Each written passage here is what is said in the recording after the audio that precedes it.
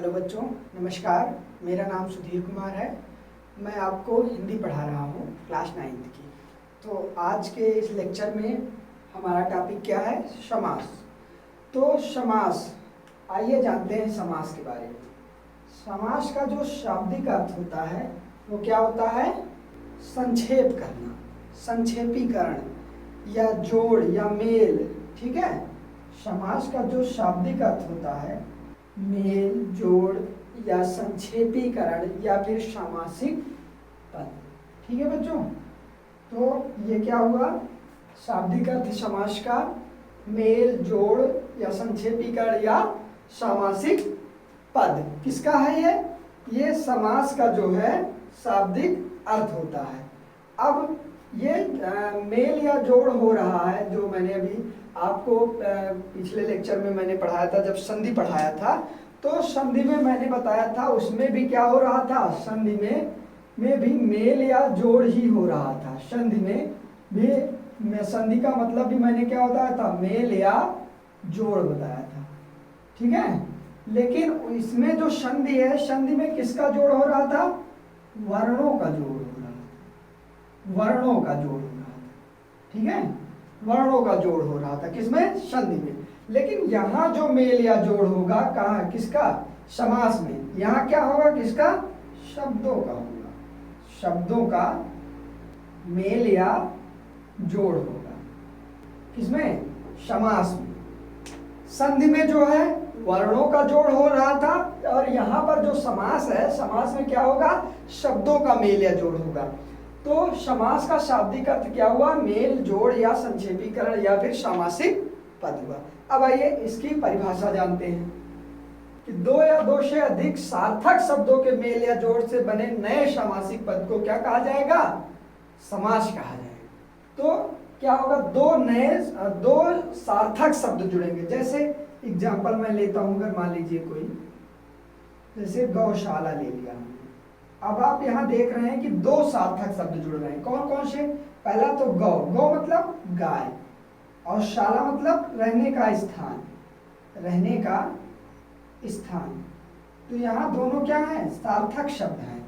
दोनों मिलकर के क्या बना दे रहे हैं? गौशाला, यानी गाय के रहने का स्थान मीन्स गौशाला। अब समास, समास में हमने जाना कि दो या दो से अधिक सार्थक शब्दों के मेल या जोड़ से बने नए सामासिक पद को क्या कहा जाएगा? समास कहा जाएगा। नंबर 2 बात अब जानते हैं समास में, कि समास में दो पद होते हैं। समास में दो पद होते हैं। जैसे अभी मैंने एग्जाम्पल बताया आपको, गौशाला, यहाँ लिखा हुआ है गौशाला।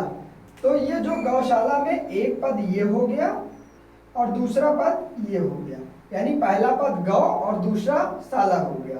तो इसमें क्या होगा? दो पद होंगे। पहला पद को क्या कहा जाएगा? पूर्व पद, यानी एक पूर्व पद हो गया। दूसरा क्या होगा? उत्तर पद।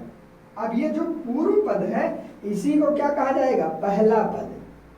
और ये जो उत्तर पद है ये दूसरा या फिर अंतिम पद होगा। ये क्या हुआ? हमने आपको बताया कि समास में दो पद होते हैं।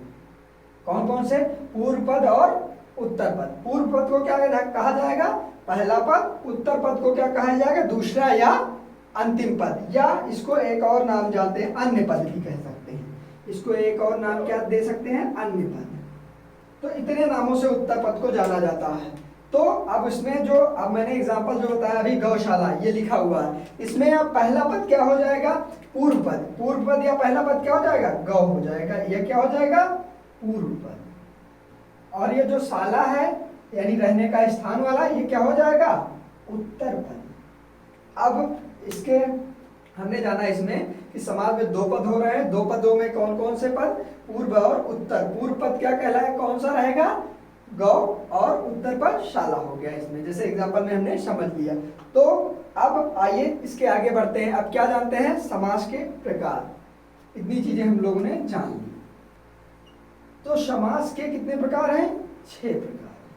आइए जानते हैं कौन कौन से। पहला अव्ययी भाव समास। नंबर 2 तत्पुरुष समास। नंबर 3 कर्मधारय समास। नंबर 4 द्विगु समास। नंबर 5 द्वंद्व समास। नंबर 6 बहुव्रीहि समास। ये हमने जाना क्या, समास के प्रकार कौन कौन से, अव्ययी भाव, तत्पुरुष, कर्मधारय, द्विगु, द्वंद्व और बहुव्रीहि समास। अब एक चीज मैं और आपको बता दूं कि ये जो अव्ययी भाव समास 6 प्रकार मैंने बताया, अगर कभी कभी मूलतः प्रकार पूछ लेता है कि इनके जो 6 प्रकार तो ऐसे होते ही हैं, लेकिन अगर कह देता है कि मूल रूप से बताइए कितने होंगे, तो क्या होंगे, 4 होंगे। कौन कौन से, अव्ययी, तत्पुरुष, द्वंद्व और बहुव्रीहि। ये कर्मधारय और द्विगु समास जो हैं ये तत्पुरुष के ही अंतर्गत आ जाएंगे। अब आइए इसमें हम लोग थोड़ा थोड़ा डिटेल जान लेते हैं, उसके बाद आगे बढ़ते हैं। तो ये अव्ययी भाव जो समास होता है, इसमें क्या होता है, पूर्व, अभी जो मैंने बताया कि पूर्व पद और उत्तर पद यानी प्रथम पद प्रधान होता है, यानी इसमें प्रथम पद प्रधान होगा, पहला पद प्रथम पद प्रधान होगा किसमें, अव्ययी भाव समास में। और तत्पुरुष में क्या होगा, दूसरा पद प्रधान होगा, यानी उत्तर पद, दूसरा पद प्रधान। अब जब अभी मैंने बताया कि मूलतः जो प्रकार होते हैं अव्ययी, तत्पुरुष, द्वंद्व और बहुव्रीहि होता है, और ये कर्मधारय और द्विगु जो मैंने बताया अभी द्वंद्व के तत्पुरुष के ही पार्ट बताए, तो इसमें भी क्या हो जाएगा, ये जो है दूसरा पद ही प्रधान रहेगा, किसमें, कर्मधारय और द्विगु में। ठीक है। और अब आइए द्वंद्व समास में। द्वंद्व में क्या रहेगा कि जो है दोनों पद प्रधान रहेंगे, जैसे इसमें प्रथम पद प्रधान है, इसमें दूसरा पद, इसमें दोनों पद प्रधान रहेंगे, किसमें, द्वंद्व में, दोनों पद प्रधान। ठीक है। और ये जो बहुव्रीहि समास है, इसमें न पहला पद प्रधान होगा न दूसरा, अर्थात कोई तीसरा पद प्रधान रहेगा। क्या, कोई तीसरा पद प्रधान होगा। तो हम लोगों ने क्या जाना, अव्ययी भाव समास जो है, अव्ययी भाव समास में क्या है, प्रथम पद प्रधान हो गया, और तत्पुरुष समास में द्वितीय पद प्रधान हो जाएगा, कर्मधारय समास में हमारा जो है दूसरा ही रहेगा, और द्विगु में भी दूसरा ही रहेगा। और द्वंद्व समास जो है इसमें दोनों पद, प्रथम और द्वितीय, यानी फर्स्ट एंड लास्ट, सेकंड, जो दोनों पद प्रधान रहेंगे। और बहुव्रीहि में ना पहला ना दूसरा, कोई तीसरा पद प्रधान होगा। ठीक है। तो इतनी बातें आपने जान ली। अब मैं एक आपको ट्रिक बता देता हूं, किस चीज की, जो मैंने भी मूल प्रकार बताए उसको याद करने की। और ये प्रथम, द्वितीय और तृतीय कौन सा पद प्रधान रहेगा, उससे आप लोग जान लेंगे ट्रिक। ये ट्रिक क्या है, अत द्वव। ये आपको अगर याद रहा तो आप जो भी समास के प्रकार हैं सब जान जाएंगे, और कौन सा पद प्रधान होगा ये भी जान जाएंगे। आइए जानते हैं कैसे। अत द्वव, आ से पहला क्या हो गया, अव्ययी भाव समास हो गया, अव्ययी भाव समास। ता से क्या हुआ, तत्पुरुष हो गया, और द्वा से क्या हो गया, द्वंद्व हो गया, और बा से क्या हो गया, बहुव्रीहि हो गया।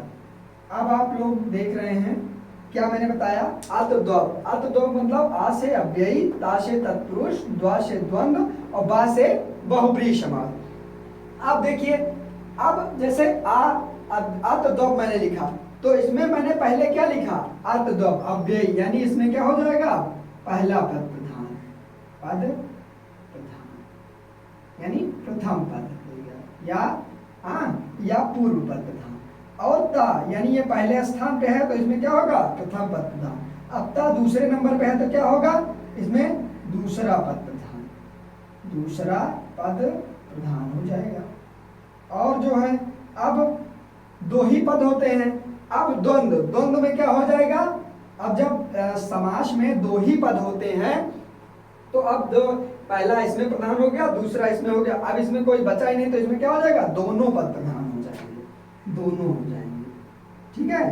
अब जब पहला भी हो गया, दूसरा भी हो गया, दोनों भी हो गया, तो अब बहुव्रीहि में बचा क्या, कोई नहीं, तो इसमें क्या होगा, तीसरा पद प्रधान हो जाएगा, कोई ना पहला पद प्रधान न दूसरा, यानी न पूर्व पद प्रधान न उत्तर पद प्रधान, इसमें कोई तीसरा पद प्रधान होगा। तो आप लोगों ने क्या जाना, ये ट्रिक के माध्यम से समझ लिया। अब मैंने बताया कि तत्पुरुष समास में ही कर्मधारय और द्विगु आ जाते हैं, तो इसमें कर्मधारय और द्विगु समास आ जाएगा।